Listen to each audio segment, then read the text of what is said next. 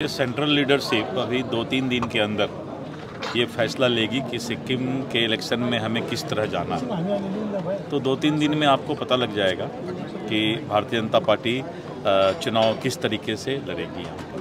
Sir, अभी सिक्किम का जो प्रेजेंट गवर्नमेंट ने जो रोज़गार दिया है, आपने नामची में जो अनाउंस किया था कि बीजेपी गवर्नमेंट अगर आएगा तो 3 इयर्स में रेगुलर करेगा, तो प्रेजेंट गवर्नमेंट ने 4 इयर्स में रेगुलर का जो मेमोरेंडम वितरण भी किया हुआ है। तो अभी प्रश्न उठ रहा है कि उन लोगों को सैलरी कैसे देगा। तो आपने स्पीच में भी बताया कि मुझे ही देना पड़ेगा, और स्टेट प्रेसिडेंट ने बोल दिया कि हमारा गवर्नमेंट आएगा तो सैलरी में कोई प्रॉब्लम नहीं होगा, अगर नहीं आएगा तो प्रॉब्लम होगा कि नहीं होगा, क्योंकि सेंटर में बीजेपी गवर्नमेंट है। देखिए, सिक्किम का जो रिसोर्स ऑफ इनकम है उसमें तो प्रॉब्लम है। अगर सिक्किम गवर्नमेंट के रिसोर्स ऑफ इनकम पर इन लोगों को सैलरी देने की बात आएगी तो आप खुद समझ रहे हैं कि ये संभव नहीं है। इसलिए सेंट्रल गवर्नमेंट और भारतीय जनता पार्टी की ज़रूरत है। इलेक्शन अभी 2-3 दिन में आचार संहिता लग जाएगा, कोड ऑफ कंडक्ट लगेगा। सभी लोग चाहते हैं कि किसी तरह मेरी सरकार बचे और सरकार फिर से सत्ता में आए या सरकार हमारा बचा रहे।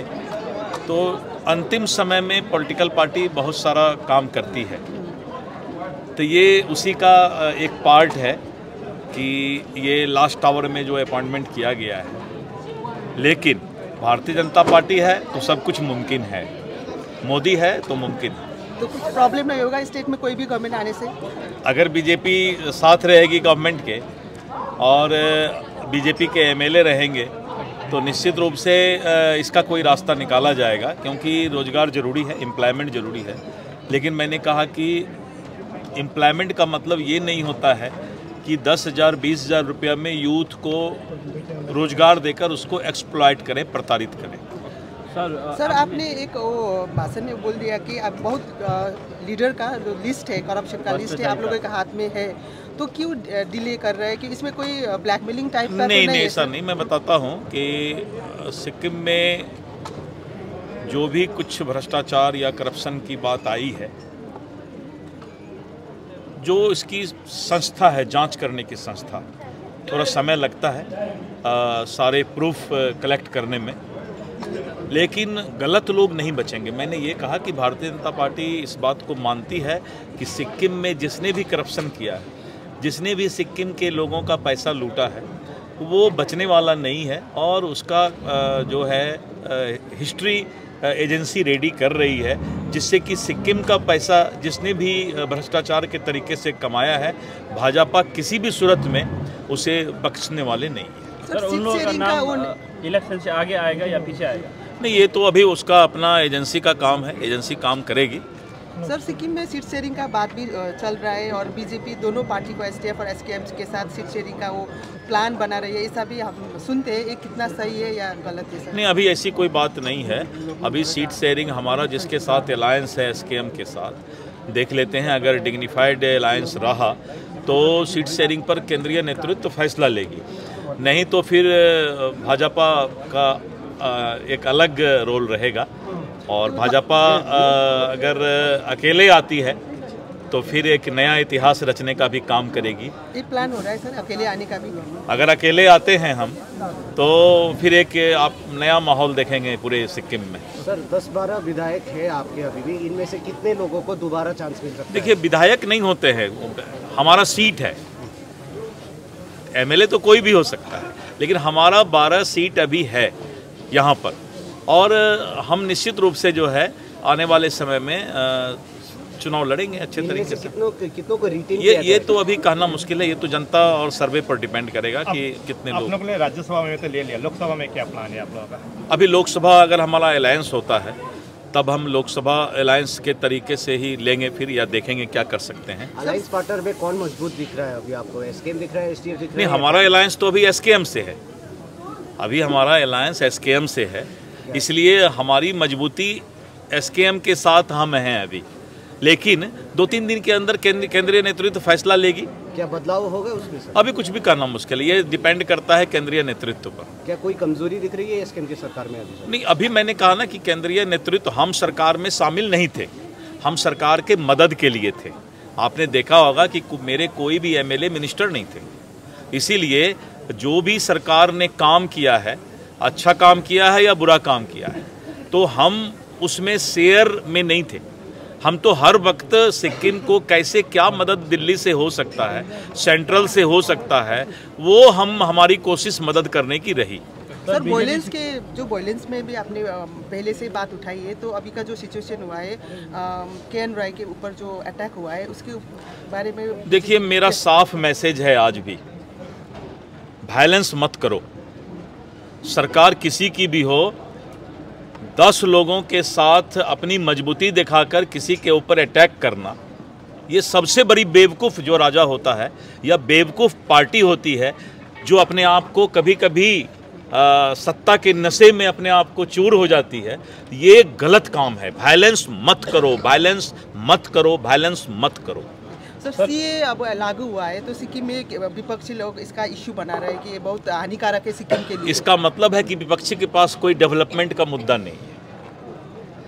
जिस स्टेट में पॉलिटिकल पार्टी के पास डेवलपमेंट का मुद्दा हो, करप्शन फ्री सिक्किम की मुद्दा हो, टूरिज्म यहाँ का कैसे आगे बढ़े उसका मुद्दा हो, एम्प्लॉयमेंट का मुद्दा हो, तो कोई बेवकूफ़ ही सीएए पर जाएगा। क्योंकि 371 ऐप में जो प्रोटेक्शन सिक्किम को है, वहाँ पर इन सब बातों की चर्चा करना ही बेवकूफ़ लोग हैं। वैसे जो भी पार्टी बोल रही है, उनको लगता है कि या तो उन्होंने कानून नहीं पढ़ा है या फिर अमित शाह जी का बयान नहीं सुना है।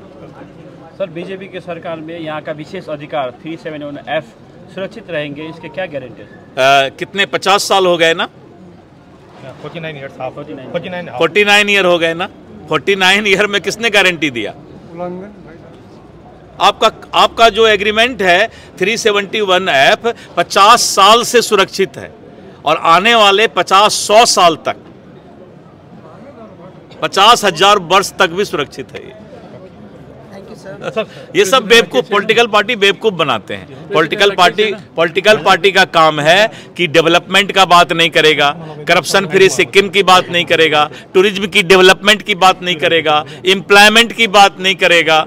दूसरे प्रदेश में मैं तो बोलना चाहता था कि दूसरे प्रदेश में जब लड़कियां, चेली आपके यहाँ लड़कियां को जब वो इंटर पास करती है तो उसको स्कूटी मिलता है, एक लैपटॉप मिलता है। आपने सभी जगह देखा, उत्तर प्रदेश में भी, मध्य प्रदेश में भी, राजस्थान में भी 10+2 जो चेली पास करती है उसको उसी दिन एक स्कूटी और एक लैपटॉप मिलता है। सिक्किम क्यों नहीं देता है? बीजेपी आएगी तो 10+2 पास करने वाली चेली को हम स्कूटी भी देंगे या लैपटॉप भी देंगे। Thank you sir. सरले आफ्नो सम्बोधनको क्रममा विशेष अधिकारहरू लिम्बू तामाङको सिटदेखि लिएर नेपाली सिटधरि पुनः बहालको कुराहरू गर्नुभएको छ। यो कतिको अग्रसर बनेर अगाडि लैजान्छ बिजेपीले?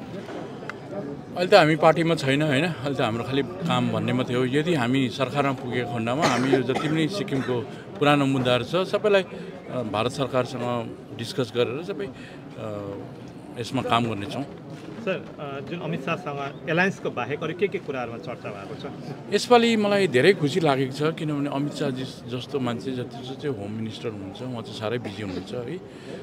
उहाँले पनि हामीलाई झन् 2.5 घन्टा जस्तो टाइम दिनु, सिक्किमको विषयमा जङ्गु कस्तो छ, मल्ली कस्तो छ, वेस्टको सिटहरू कस्तो, सबै डिस्कस गर्नुभयो र उहाँहरू एकदमै गम्भीर हुनुहुन्छ सिक्किमको विषय लिएर। र उहाँले भन्नुभएको छ हामी सबै शक्ति लगाइन्छ यसबाट सिक्किममा सरकार ल्याउनुको लागि भनेर भन्नुभएको छ र उहाँहरूले आफ्नो हिसाबले स्ट्राटेजी बनाउनु भएको छ। र आउँदो दिनमा अमित शाहको पनि यहाँ भिजिट हुनेछ, मोदीजीको पनि भिजिट हुनेछ, नड्डाको पनि भिजिट हुनेछ। आजको जोइनिङ कार्यक्रममा कतिजनाले लगभग जोइन गरे सर? ठुलो लिडर्स त हाम्रो गिरिज राइब्स जोइन गर्नुभयो, निरूप सर जोइन गर्नुभयो र अरू झन् 500+ जोइन गरे। सर, विधानसभामा तपाईँले धेरै पटक नै अब एसकेएम क्रान्तिकारी सरकारको विरुद्धको पोलिसीहरूलाई अपोज गर्नुभएको छ है। यो अलायन्समा पनि यो नजर आउँछ कि एसकेएमसँग तपाईँहरूको सम्पर्क नहुने? यसपालि यस्तो हुन्छ कि राम्रो साथी चाहिँ कस्तो हुन्छ अरे भन्दा चाहिँ ऐना अरे राम्रो साथी क्या हो होइन। अब ऐनामा तपाईँ हेर्दा यहाँ दाग लागेको देखिहाल्छ। We are good friend. म चाहिँ एउटा राम्रो साथी हो, त्यो अपोज गरेको होइन कि राम्रो चाहिँ तैँले यहाँ भुल गर्दैछस् है, यो भुल हुँदैछ, यो सिक्किमको लागि फाइदा छैन। अलायन्समा हुँदा त के र सरकारमै हुँदा पनि भुल छ भने म त भुलै भन्छु, सिक्किमको विरोधमा छ भने चाहिँ विरोधै भन्छु। भोलिको दिनमा म कुनै व्यक्ति विशेषको विरोधमा होइन, सिक्किमको विरोधमा काम भएकोमा मैले विरोध गरेको। भोलि गभर्मेन्टमा सेयर भयो, बिजेपी पनि सेयर भएर गभर्मेन्टले त्यस्तो नराम्रो एन्टी सिक्किमिस्ट काम गर्यो भने त्यतिखेर तपाईँ बोल्न तयार हुनुहुन्छ? के गभर्मेन्टले, हाम्रै बिजेपी सरकारले अस्ति थुप्रो कुरा बिलमा जो सिक्किमको हितमा थिएन त्यो पनि मैले अब्जेक्सन गरेँ। हाम्रै सरकारले गरेको काममा त गर्दैछु भने त झन् अरू सरकारले गरेकोमा त विरोध गर्छु नि। तर राम्रो कुरालाई चाहिँ म स्वागत गर्छु। फेरि विरोधकै पक्षमा भन्दाखेरि एसडिएफ पार्टीले नै हो हिजो सिए बारेमा अपोज गरेको है, त्यो देख्दाखेरि कहीँ न कहीँ एसडिएफसँग तपाईँको अलायन्स नहुने नै देखियो यो कुराले? त्यस्तो होइन। अब यो हाम्रो स्टडी हुँदैछ, अब्जर्भरहरू सिक्किमभरि घुमिरहेको छ कि दिल्लीले काम गरिरहेछ। अब दिल्लीले 2-3 दिनमा डिसाइड गरिहाल्छ। 3 दिन रुकियो, 3 दिन। जतिजनाले नियुक्ति पाए नि सर उहाँहरूलाई स्यालेरी बिजेपी गभर्मेन्टले नै दिन्छ भन्ने होइन। मैले त्यो कस्तो पाराले भनेको भने चाहिँ म एकदम खुसी छु यसमा। हाम्रै गरिब दाजुभाइहरूले चेलीहरूले नोकरी पायो, एटलिस्ट त्यो घरमा चुल्हा जल्यो कि। तर नोकरीको नाममा नोकरी दियो भनेर ठुलो शब्द सुनिन्छ, तर त्यो कम्ती स्यालेरी दिएर उहाँहरूलाई अब न बस्ने टुङ्गो छ न चौकी छ। अब यो पैसाको बन्दोबस्त हुनु पऱ्यो नि सरकारकोमा, र त कागज दिनु पऱ्यो। एकपट्टि पैसाको बन्दोबस्त हुनु पऱ्यो र अर्कोपट्टि कागज दिनु पऱ्यो। त्यो चाहिँ छ कि छैन भन्ने कुरा यदि सरकारले नसकेको खण्डमा, बिजेपी सरकार आएको खण्डमा त हाम्रोमा त सबै कुराको बन्दोबस्त छ।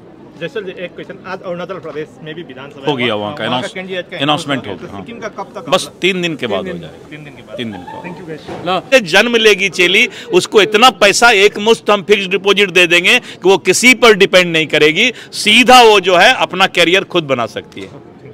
लोग, मैं, थापा साहब और सुब्बा साहब करीब रात के 3 बजे तक सिक्किम पे चर्चा अमित शाह जी, जेपी नड्डा जी, बीएल संतोष जी के साथ हम लोगों ने किया। बहुत लंबी चर्चा हुई कि सिक्किम का भविष्य के ऊपर, कि सिक्किम कैसे आगे बढ़े, इस पर करीब 2-3 घंटा हम लोगों का डिस्कशन हुआ है।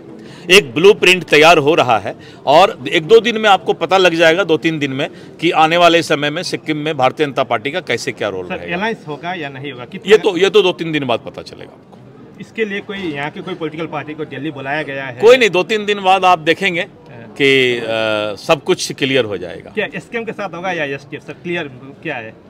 ये तो मैंने कहा ना कि ये 2-3 दिन बाद पता चलेगा कि हमारा अलायंस होगा या हम अकेले चुनाव में लड़ने के लिए जाएंगे। ठीक है, थैंक यू।